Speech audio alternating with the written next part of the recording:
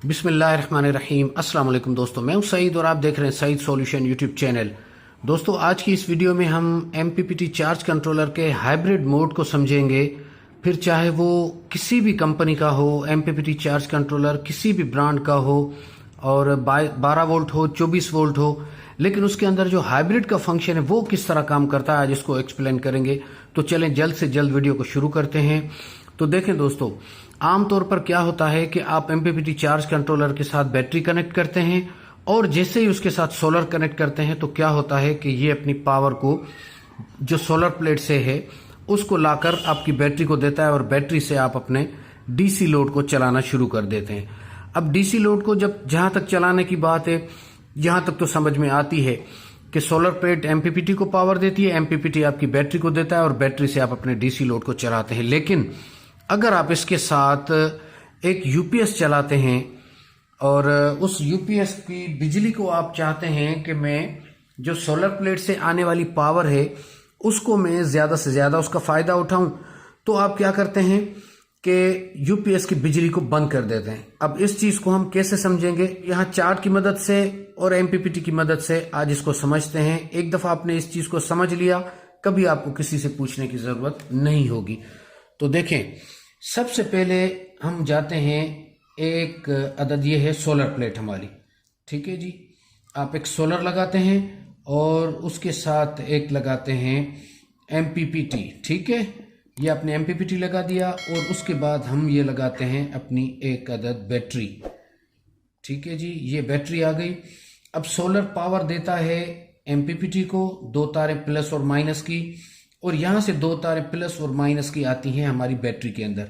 अब अगर battery 12 volt की है तब भी ठीक है, और अगर 24 वोल्ट की डबल बैटरी है फिर भी ठीक है। वो आपकी ज़रूरत के मुताबिक होती है, क्योंकि MPPT के अंदर 12 और 24 का दोनों का ऑप्शन मौजूद होता है। किसी में सिर्फ 12 होता है, किसी में 12 और 24 दोनों होता है।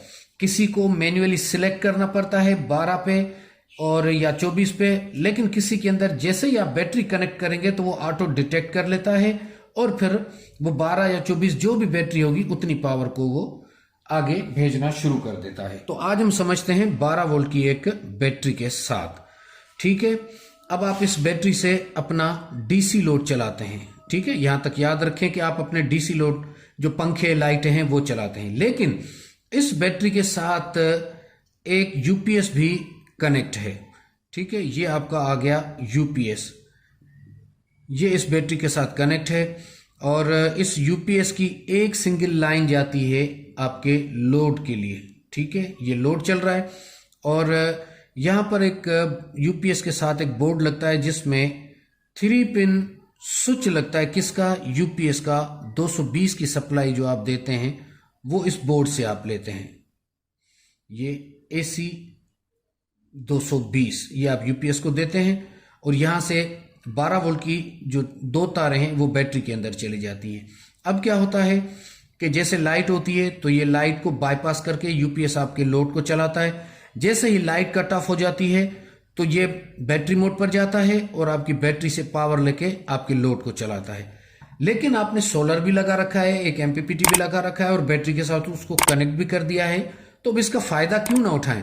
तो इसके लिए आप क्या करते हैं कि सुबह के टाइम पे जब सूरज आ जाता है तो आप क्या करते हैं कि इस स्विच को आप ऑफ कर देते हैं। सुबह को इस स्विच को जैसे आप ऑफ करते हैं, यानी कि आपने बिजली कट ऑफ कर दी, किसकी? UPS की। तो UPS चला जाता है बैटरी मोड पर। अब बैटरी से वो पावर लेकर आपकी लोड को चलाता है और सोलर से जो MPPT के जरिए बैटरी में पावर जा रहा है, UPS सारा दिन आपके लोड को चलाता रहता है। और शाम में आप क्या करते हैं कि फिर इस बटन को जिसको आपने ऑफ किया था, शाम को इसको आप ऑन करते हैं और इसकी बिजली चालू हो जाती है। और बिजली को अगर होगी तो UPS बाईपास करके लोड चलाएगा, जैसे बिजली जाएगी तो फिर बैटरी से उठाकर आपके लोड को चलाएगा। शाम को सोलर आपका और MPPT ये फारिग हो जाते हैं, इनका कोई काम नहीं है। अब इस बात को आसान करने के लिए कंपनीज ने क्या किया है कि इस UPS को कर दिया है हाइब्रिड। अब हाइब्रिड का फंक्शन वो किस तरह काम करता है, आज हम इसको समझेंगे। तो अब समझते हैं कि हाइब्रिड MPPT किस तरह काम करता है। आपने देखा होगा कि हाइब्रिड MPPT के इस साइड पर दो तारें होती हैं जिसमें AC इन आता है, ठीक है। और यहाँ पर 3 पिन का एक स्विच लगा होता है, निशान यहाँ पर होता है। ये एमपीपीटी की बात कर रहा हूँ। कहाँ पर, मैं आपको दिखा देता हूँ। ये देख रहे हैं, ये दो कॉन्टेक्ट हैं, 220 AC इन, और यहाँ पर ये कटा हुआ है, लेकिन दूसरा जो एमपीपीटी होता है वहाँ पर ये 3 पिन की तार आती है। ठीक है, अब क्या होगा कि अब ये जो आपने यूपीएस की 220 वोल्ट की जो तार है, इसको आपने यहाँ से कट कर देना है। यहाँ से इस बोर्ड से आपने इसको कट कर देना है। ठीक है, जो इसको आप दे रहे थे, आप क्या करेंगे कि 220 वाली जो लाइन है वो आप यहाँ से लाकर वो दे देंगे एसी इन के अंदर। ठीक है, ये एसी इन के अंदर दे देंगे, यहाँ पर आ जाएगी। ठीक है, 220 एसी यहाँ पर आकर आपने एमपीपीटी में यहाँ पर दे दी, कहाँ, इधर दे दी। और ये जो 3 पिन था यूपीएस का जो इधर लगा हुआ था, इसको आपने घुमाकर इस 3 पिन के साथ आकर ऐसे लगा देना है, ये यहाँ पर आ जाएगा। ये हाइब्रिड एमपीपीटी के अंदर आपने लगा देना है। अब क्या होगा कि सुबह को जैसे ही आपका सोलर काम करेगा, हाइब्रिड एमपीपीटी के जरिए बैटरी को पावर देगा, तो बैटरी के वोल्टेज ऊपर होंगे।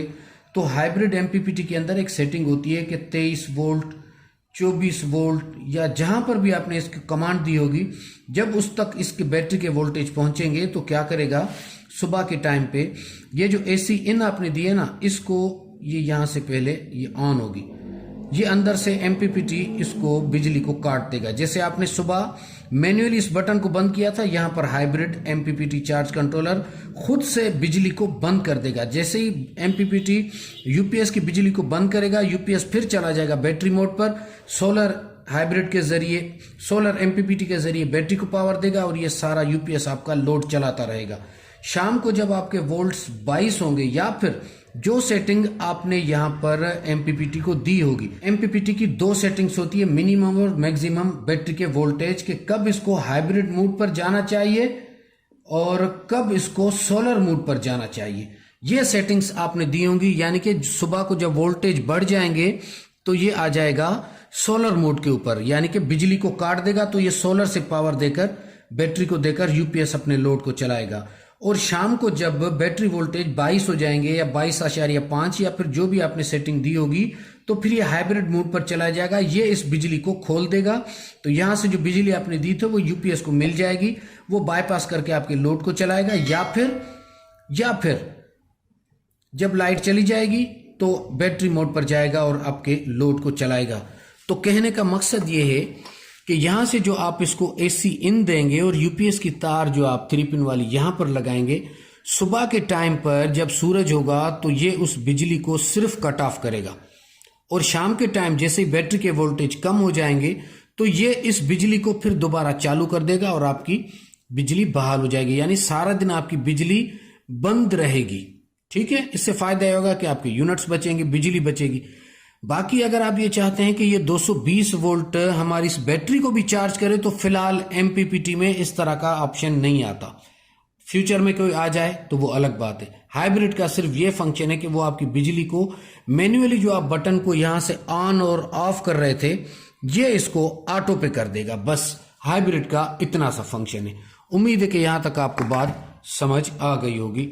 तो यह एक बात वाजे हो गई कि अगर आपके पास यूपीएस लगा हुआ है, फिर चाहे एमपीपीटी हाइब्रिड हो या नॉन हाइब्रिड, शाम को आपकी बैटरी वो यूपीएस चार्ज करेगा। लेकिन अगर आप सिर्फ डीसी लोड चलाते हैं तो फिर हाइब्रिड एमपीपीटी का आपको कोई फायदा नहीं होगा, अलग से आपको चार्जर लगाकर अपनी बैटरी को चार्ज करना होगा।